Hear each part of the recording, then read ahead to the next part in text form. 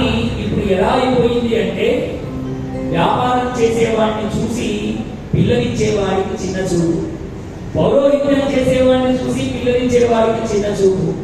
స్వయంగా ఎవరైతే తన సంపాదనతో చేసుకుంటూ ఉన్నాడో స్వయం ప్రతిపత్తి, ఎవరి కింద తలవంచాల్సినటువంటి పని లేని వృత్తి, దాన్నే చిన్న చూపుగా చూస్తూ ఉన్నారు.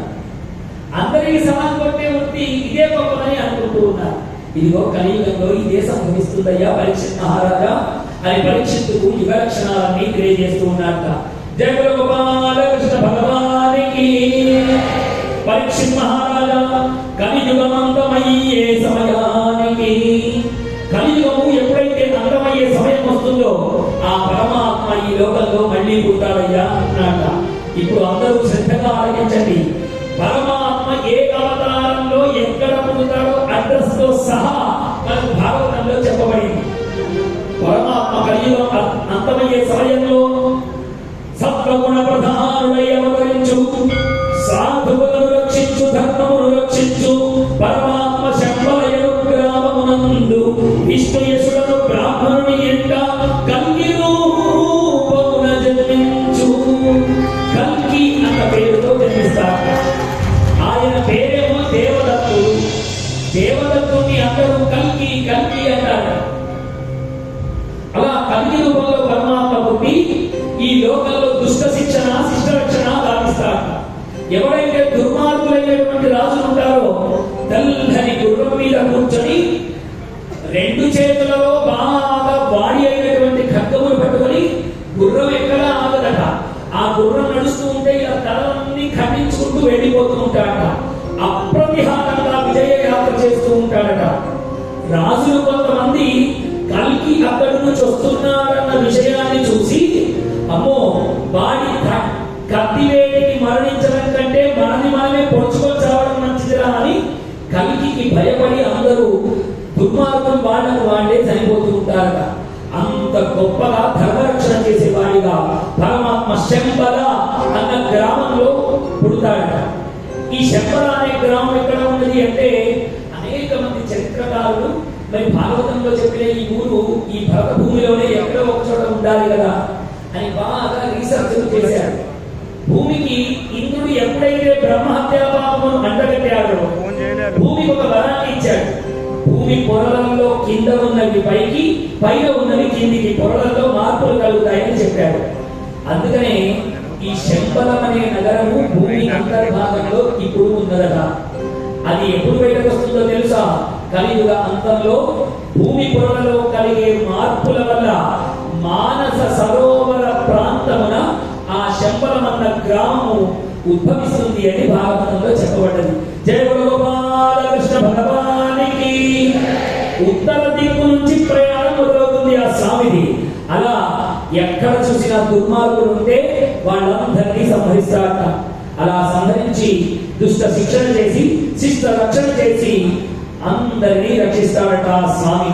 పరమాత్మ దేవదత్తుడు అన్న రూపంలో ఎప్పుడైతే జన్మించి దుష్ట శిక్షణ చేస్తాడో, మంచివారు ఎప్పుడైతే మిగులుతారో మళ్ళీ కృతయుగం ప్రారంభమవుతుందట. చూడండి, కలియుగం అయిపోగానే మళ్ళీ కృతయుగం ప్రారంభమవుతుంది. ఇలా కృతయుగంలో మళ్ళీ ధర్మం 4 పాదముల మీద నడవడం, మళ్ళీ కృతయుగం పూర్తవుతుంది, త్రేతాయుగం వస్తుంది, మళ్ళీ ద్వాపరయుగం, మళ్ళీ కలియుగం. ఇదిగో ఇలా 4 యుగాలు ఒక వరుస క్రమంలో ఒకదాని తర్వాత ఒకటి తిరుగుతూ ఉంటాయ్యా పరీక్షిత్ మహారాజా. ఎప్పుడైతే ఈ 4 యుగాలు పూర్తవుతాయో ఒకదాని తర్వాత ఒకటి, దాన్ని ఒక మహాయుగము అని అంటారు. ఇలాంటి మహాయుగములు ఎప్పుడైతే 1000 పూర్తవుతాయో, అలా 1000 పూర్తవుతే ఒక మనువు పూర్తయినట్టు లెక్క. ఇలాంటి మనువులు 14 పూర్తయితే ఒక కల్పము పూర్తయినట్టు లెక్క. ఒక కల్పం ఎప్పుడైతే పూర్తవుతుందో బ్రహ్మదేవునికి ఒక పగలైనట్టు లెక్క. ఇలాంటి కల్పము ఇంకొకటి పూర్తయితే బ్రహ్మదేవుడికి రాత్రి అయినట్టు లెక్క. ఆలోచిస్తూ ఉంటే బాగా గడబడగా ఉన్నది. మనకు దినం గడిస్తే దీర్ఘాయువు అన్న కాలంలో మనం ఉన్నాం. 24 గంటలు గడిస్తే అమ్మ ఇవాళ రోజు గడిచిందిరా. కల్పం గడిస్తే ఏమీ గడవకపోతే ఏమి, మరువు గడిస్తే ఏమీ గడవకపోతే ఏమి కదా. మనము రోజులు లెక్క పెట్టుకునే కాలంలో ఉన్నాం.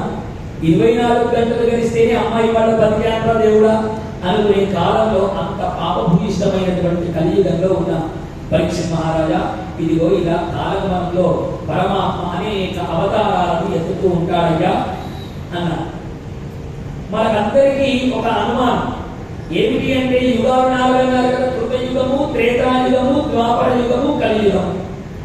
అంటే రాముడు ఈ మహాయుగంలో అంటే ద్వాపర యుగం కంటే ముందు వచ్చిన త్రేతాయుగంలో వాడిన అంటే కాదు, కొన్ని లక్షల మహాయుగముల కింద వచ్చినటువంటి 17 లక్షల మహాయుగముల కింద వచ్చినటువంటి రాముడు రామావతారము. చూడండి, అన్ని లక్షల మహాయుగముల కింద వచ్చిన రాముడిని ఇప్పటికీ మనం కలుసుకుంటున్నామంటే వాడు ఎంత గొప్పవాడైతే కలుసుకోవాలి. ఇవాళ చూసిన మనిషిని రేపు మర్చిపోయే దానిలో మనం ఉన్నాం. కానీ రామ అన్న ఆ నామాన్ని మనం ఎన్నిటికైనా మర్చిపోతామా? అందుకనే దాశరథి కృష్ణమాచార్యులు, అయ్యా నువ్వు రాముడి గురించి కీర్తించాలంటే ఎలా కీర్తిస్తావయ్యా అని అడిగితే ఆయన తన శతక మధ్యంలో రాస్తున్నాడండి. భండన భీముడు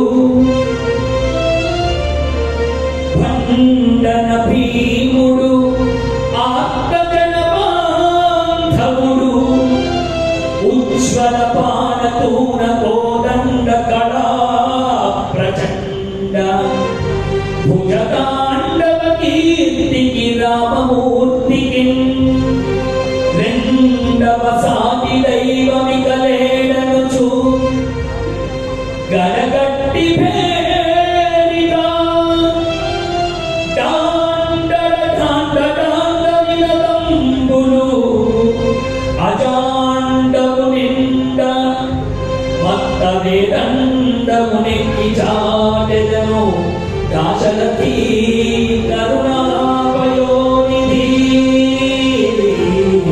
దాశరథి కరుణాపయోనిధి.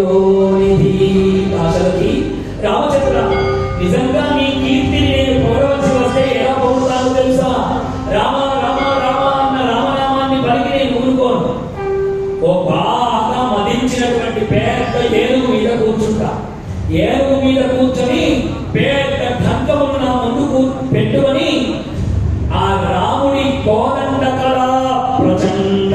రామ, నువ్వు ఇలా కోదండం పట్టుకొని ఇలా నిలబడితే దుష్టులైన వాళ్లకు నువ్వు కోదండం పట్టుకొని ఉంటే వాళ్ళను చీల్చి చెండాడడానికే పట్టుకున్నావా అన్నటువంటి ఆ కళా నైపుణ్యం ఉన్నదే, దాన్ని ఎలా పొగుడుతానో తెలుసా?